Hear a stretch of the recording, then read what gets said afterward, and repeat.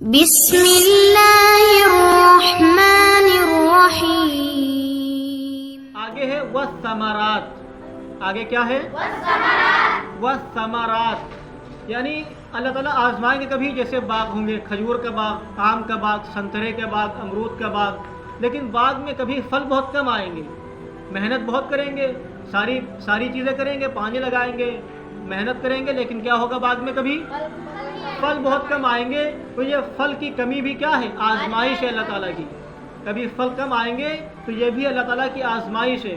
اور کبھی کسی کے گھر پہ چھوٹے چھوٹے لڑکوں کا انتقال ہو جائے گا، جیسے کوئی لڑکا 3 سال کا تھا، 2 سال کا تھا، کوئی لڑکی تھی چھوٹی سی، تو اس کا بھی انتقال ہو جائے گا. تو یہ پھلوں کی کمی اور چھوٹے بچوں کا بھی انتقال کر جانا، یہ بھی کیا ہے؟ یہ بھی آزمائش ہے. تو اس میں کچھ باتیں اللہ تعالیٰ نے فرمائی ہے کہ ہم اپنے بندوں کو آزمائیں گے اور ان باتوں کے ذریعے سے بھی آزمائیں گے. اب اس میں ہم کو کیا کرنا ہے؟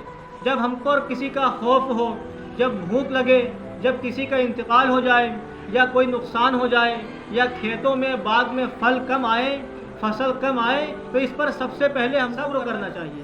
سب سے پہلا کام صبر کرنا چاہیے. یہ اللہ تعالیٰ دیکھنا چاہتے ہیں کہ جیسے کل تک اس کو ہم نے بہت اناج دیا تھا کل اس کو، اور کل تک اس کے باغ میں بہت پھل تھے، کل تک اس کے پاس بہت مال تھا تو بڑی ہماری تعریفیں کرتا تھا، اور آج تھوڑی سی کمی کر دی ہے تو دیکھیں یہ ہماری تعریفیں کرے گا کہ ہمارے بارے میں کچھ الٹا سیدھا بولے گا.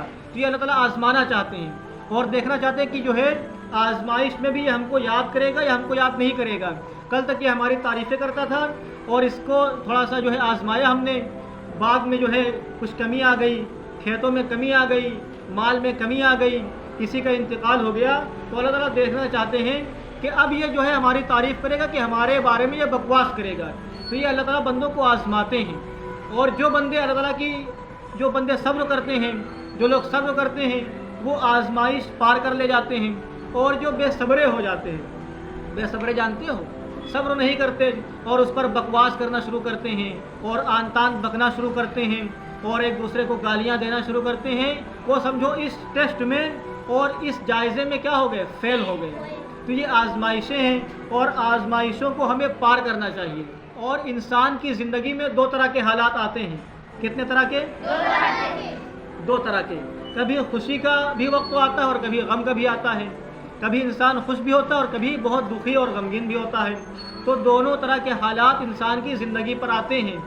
اب جب خوشی کا موقع آئے تو اس پر ہمیں اللہ تعالیٰ کا شکر ادا کرنا چاہیے اس پر.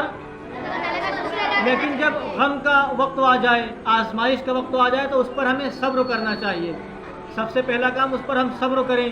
اور انسان کی زندگی میں دکھ کا وقت یعنی غمگین جب انسان ہوتا ہے تو وہ ہمیشہ کے لیے نہیں ہوتا. اس پر تکلیفیں آتی ہیں، آزمائشیں آتی ہیں، لیکن کچھ دیر کے لیے. آزمائشیں کب تک کے لیے آتی ہیں؟ تکلیفیں کب تک کے لیے آتی ہیں؟ کچھ دیر کے لیے. کبھی بھی ایسا نہیں ہوتا کہ تکلیف آئے اور تم کو پوری زندگی تکلیف میں رہنا پڑے، بلکہ تکلیفیں اور آزمائشیں یہ کچھ دیر کے لیے آتی ہیں، تھوڑی سی تکلیفیں آتی ہیں. اب اس پر کچھ لوگ تھوڑی سی تکلیفیں برداشت نہیں کر پاتے.